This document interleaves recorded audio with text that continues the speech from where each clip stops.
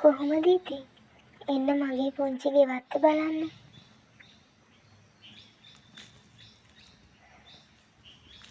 මේ තියෙන්නේ ස්ට්‍රෝබරි පැලයක්. මේ තියෙන්නේ නම් රෝස්මරි පැල. ආයේ වත්ත පහලට වෙන්නත් රෝස්මරි පැල හදලා තියෙන්නේ. යම් මාත් එක්ක බලන්න.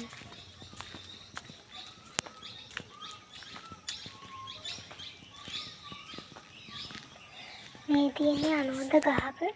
මේ ගෙඩි නම් නෑ මේ දවස්වල. පහුගිය දවස් ටිකේ නම් ගෙඩි ගොඩ තිබුණා.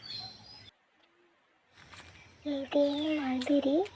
මේ පැත්තේ නම් කියන්නේ බිලිංචා කියලා මේවට.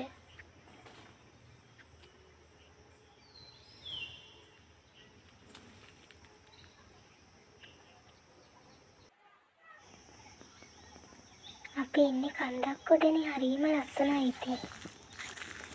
මේ තියෙන්නේ රෝස්මරි පැල. ඒවා වැස්සට මේ සවුත්තු වෙලා.